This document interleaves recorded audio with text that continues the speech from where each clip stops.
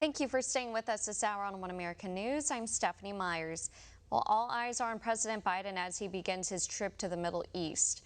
Here to talk about this further is geopolitical analyst Harley Lipman, who is on the board of Columbia University's Graduate School of International and Public Affairs. Thank you for joining us.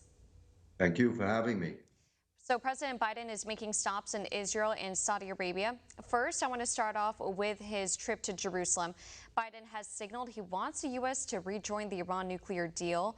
We also know he will be meeting with Israeli officials, including the Prime Minister Yair Lapid and former Prime Minister Benjamin Netanyahu. How will this affect U.S.-Israeli relations? Biden is trying to have a coordinated approach with Israel insofar as Iran. And of course, Biden would like to bring back the Iran deal, which I think would be a catastrophe in the region. It would alienate our allies in the Arab world, Saudi Arabia, UAE, Bahrain, Egypt, other countries. It would deeply disturb Israel for all kinds of obvious reasons. We don't think they're going to honor the agreement. The agreement, when you think about an agreement, any agreement that has a time limit to it that expires, in this case, in a few years, there's no purpose in an agreement like that because it actually legitimizes them to have a nuclear bomb because they can say, we honored the agreement, we did it, now we'll make a bomb.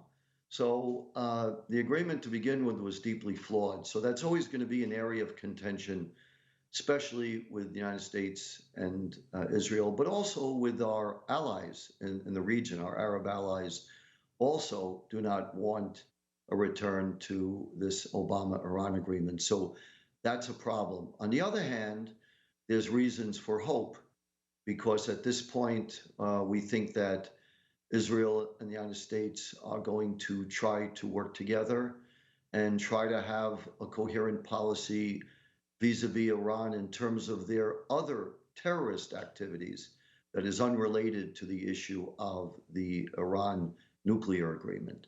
Because we all know that Iran is using proxies in the region, they're using their allies, Hezbollah in Lebanon, the Houthis in Yemen, Hamas. They're using these countries to conduct terrorist activity against America's friends and allies, against Israel, and against Saudi Arabia and the United Arab Emirates. So I think in this regard, there's going to be closer cooperation and closer alignment. It's interesting, too, because Biden will also reportedly be announcing a $100 million aid package for the Palestinian Authority, and he rejected offers from Israeli officials to escort him to visit Palestinian Authority institutions. He would be the first sitting president to do so, provoking concerns from these officials.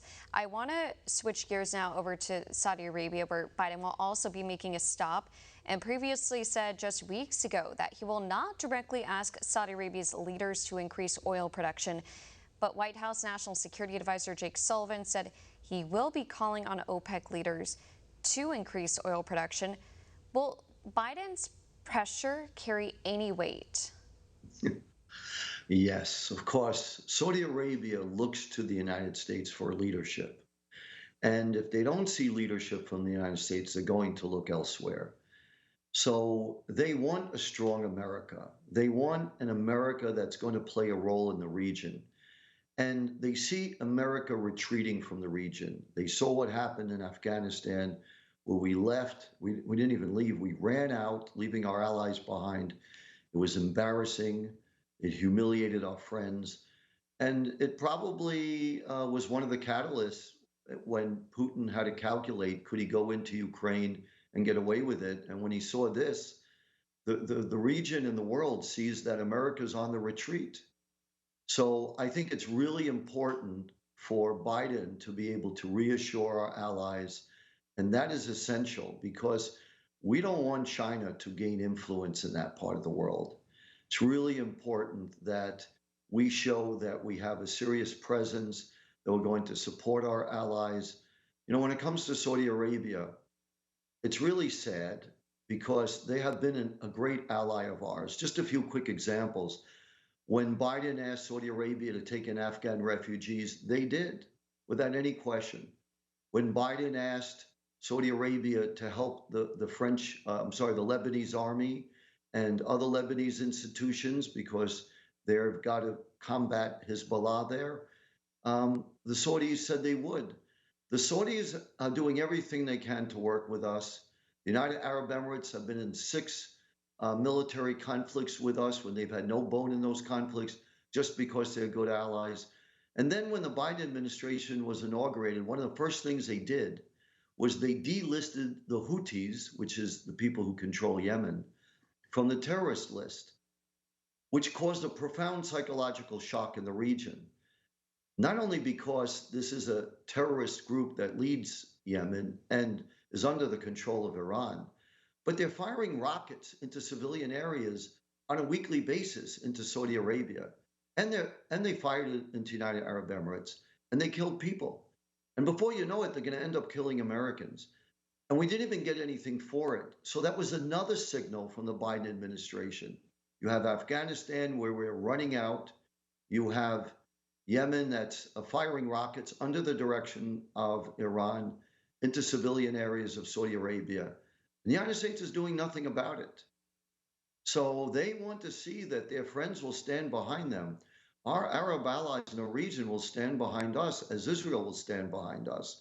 It's America that is the big question mark.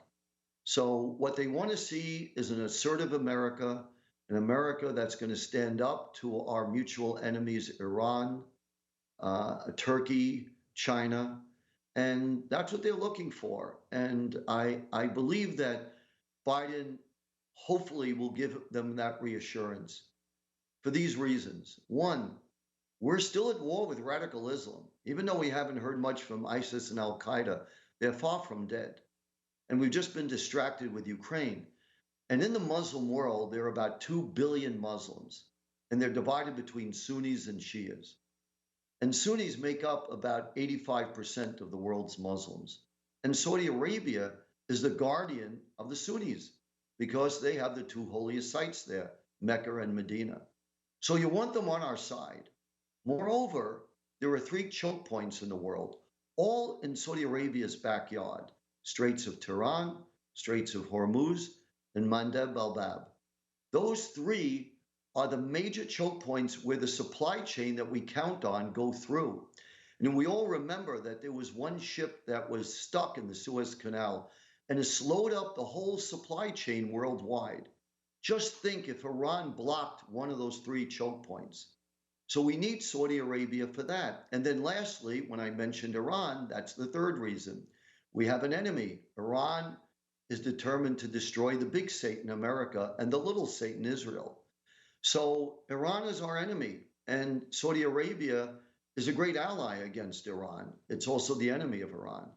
So you want to work with your allies against your common enemy. And I think that's critical.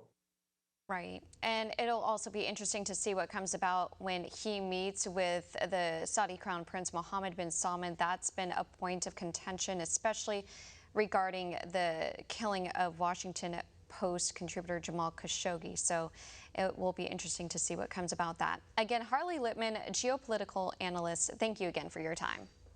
Thank you.